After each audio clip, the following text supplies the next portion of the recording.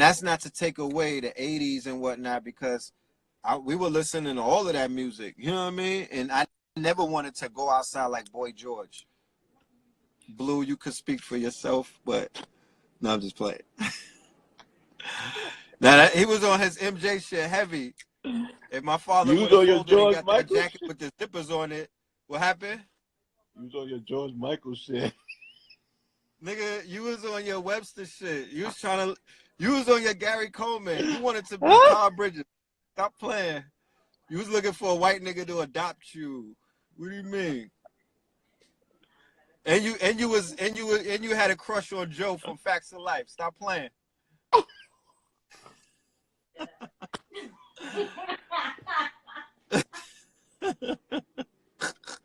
I had a crush on Tootie. Yeah, And you had one on Joe.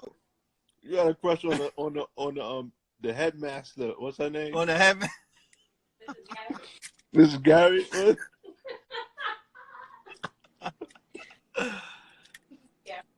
But you was checking for her. Yeah. Hip hop in hindsight, not what we know today as the effects of the negativity of what hip hop is being accused of, but hip hop as a rebel culture, a rebellious youth culture, it's come a long way. Look, family, we were born in the Bronx, right? In 75. You dig what I'm saying? So I can't express to you what walking through a war-torn area, you know what I'm saying, the shit that look like it, like you look like you in Saigon or something like that. You feel me? Like there was nothing indicative about that environment that would suggest that there was geniuses amongst us or so much creativity existed, you know what I'm saying, in these burnt out buildings. But lo and behold, you know, I remember hearing the music, I remember seeing the speakers, I remember seeing the fashion. And this was before like a strong onslaught of drugs per se. You know, I remember, but then I remember going to, this was when the Medallions was out. You feel me? Yeah. Juxtaposed right alongside the hustler aesthetic, and it would be so much culture and shit, but then the gunshots would ring out. You know what I mean?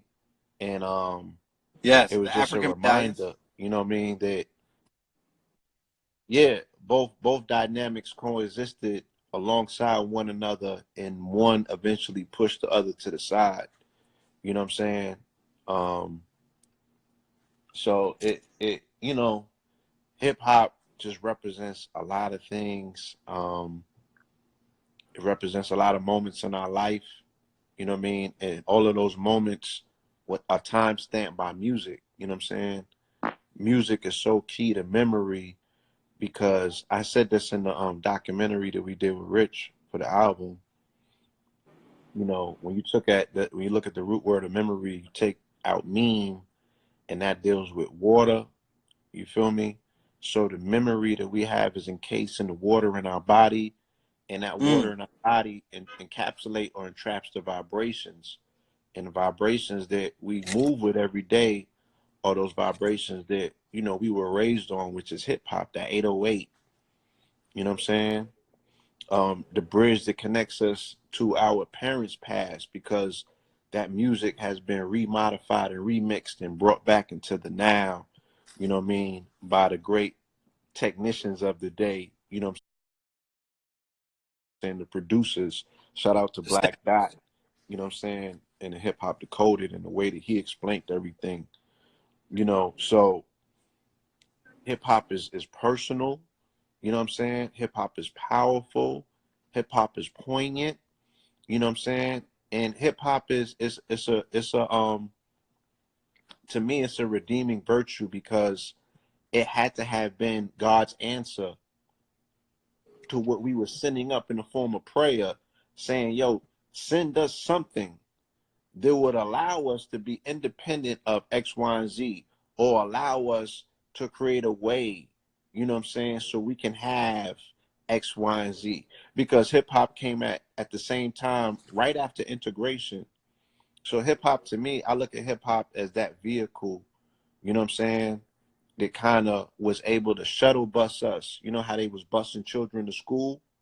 Like hip hop Yeah. was able to bus us into their world and bus them into our world. So hip hop was the cultural exchange or interface Right. between us and quote unquote white America, when integration kind of like opened the doors for us to cross over into this new world. Only thing with us is that the only thing we came back on the other side, from the other side of the track, was shiny TV, shiny rims, everything shiny. You know what I'm saying?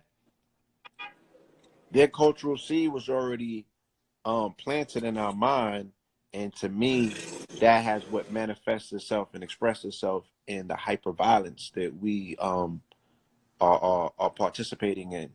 Because when the drugs hit, you know, the only thing that the children was like, yo, I want a better X, Y, and Z for my. No, nigga, you wanted them Jordans, all that shiny shit that you seen on TV, because your mama never made it out the hood. And the fact that you turned her neighbor into a fiend kind of endangered her even more, because the nigga that had to cop the smoke from you was not concerned with who he hit over the head at nighttime to get his motherfucking paper. Because I tell a nigga real quick, like, how you saying that the hood is broke if a nigga could scrape up enough to buy a motherfucking BMW in 2 nights in the A trap? spaceship. A spaceship. You feel Yeah. me? That just shows a lack of cohesion, because the money was always there. But you endangered mama at night because the same bopper that you was motherfucking trying to churn out with your work, right? Same way the niggas are spraying fentanyl on weed right now, trying to turn niggas into dope heads to get them to come back. Same way that you was trying to churn motherfuckers out, you know what I'm saying, to get them coming back. You know, you damn near churn mama into a viable, victim.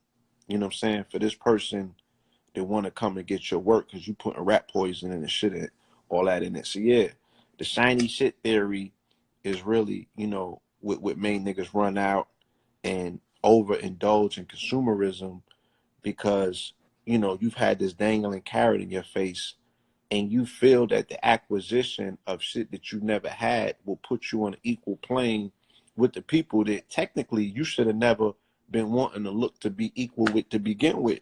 But Begin with. that's what marketing does, and we have been the most heavily marketed to people on the planet. You dig what I'm saying? So what did I say? I say what? The only thing that changed with integration is that black men was able to fuck white women and not hang from trees anymore. Like, what That's else about the only changed? thing that changed. What else changed other than that? So they gave you their women in exchange, and they raided every motherfucking thing else, every other facet of business and family and everything else that you motherfucking had intact. At one point or another, you had to throw all that shit out the window in exchange for some niggas who wanted to pipe some white women. For some Necky from Becky. For some Necky from Becky. And Right? how did that work out in the long run, guys?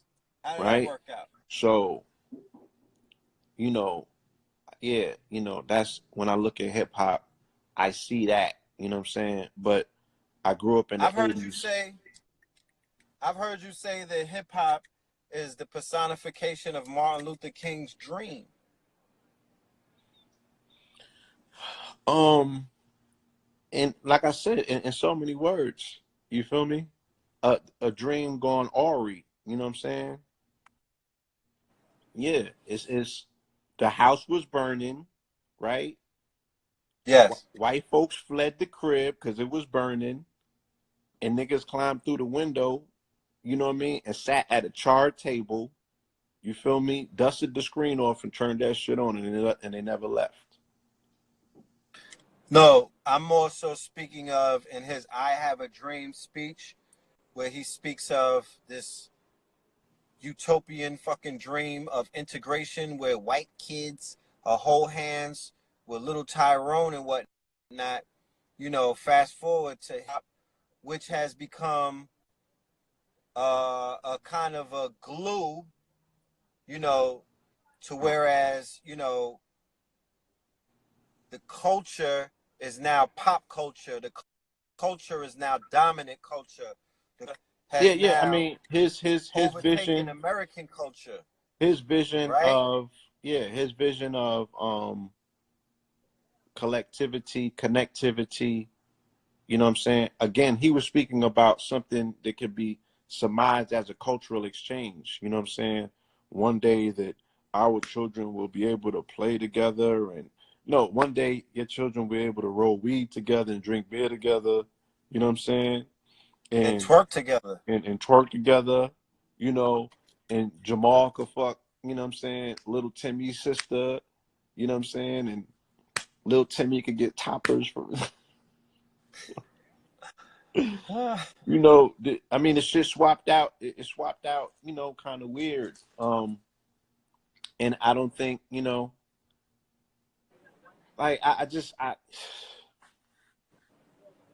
you know, I just, you But know what I'm saying? yeah, Who, you but know, even with all what I'm that saying being is like, said, who can say who came out with the better end of what? Black people are curious about white America, right? Whether they want to admit it or not. And white America is curious as fuck about black America. So now that they that's removed a the fact. barriers, the intermingling has took place. So the tanning of America, to me, it looked like that was always the goal, ultimately, of hip hop. Because that's what I see as a result of it. You know what I'm saying? I don't see stronger black families. You know what I'm saying? I don't see the edification of the melanated woman into her motherfucking, you know, is there even a song out Godhood. called The Black Woman is God? Is it a I song, think let alone an White Boy, album? Mac Miller put that album out. Black Mac Woman is Miller God, put right? one out, No, right? Divine Feminine. The Divine Feminine, right? So, you know, you're gonna stay true to the shit that, you know what I'm saying, you feel is the most important, you know, that's gonna be your expression, you know what I mean? You feel me? Because niggas love always saying, "Oh, I only rap about what I see." Why are you talking about getting neck from Becky? That ain't always what you see, is it? No, that's what you want. You know what I'm saying? Those are your desires. You know what I'm saying? Those are your dreams speaking out on wax. So But it all be, you know, I the next nigga to say that, I'm gonna bomb on him, because Rick Ross don't rap about what he see. That nigga rap about what he sees when he closes his eyes. You feel me? He wasn't eating caviar as a big Willie. He don't rap about what he see. He rap about what the fuck he wants to see. He raps about what his vision is. So these rapper motherfuckers is lying. Oh, I could only perpetuate poverty because I'm a product of my environment. First of all, you weird nigga, you live in Fort Lee, New Jersey. You got a fucking doorman, okay? You're not even in the hood like that. You know what I'm saying? Nigga, and you don't know. You not rapping about a future that you want our people to live in. You're perpetuating some shit from the 80s and the 90s that you probably didn't even live through. So, you know, I'm not falling for that one. Niggas rap about the shit they think motherfuckers is gonna buy. yeah, You know what I mean? Like I saw a video, Queen Radio, Nicki Minaj, motherfucking Trina was her guest. Trina asked her, "Bitch, have you ever had a menage?" This bitch said no. Nicki Minaj said nah. And they were speaking, and Trina, she said, well, it happened to me one time where I got propositioned by a dude and their wife to be the third party, and I felt so uncomfortable that I had to get the fuck out of there. I'm like, bitch, how the fuck do you? Y'all known, y'all done turned out damn near every single fucking innocent girl that's listening to your music. You done turned you know, goddesses into Barbies, and your name has Minaj on it, but you've never participated in a goddamn menage. hmm. We gotta start holding these rappers more accountable.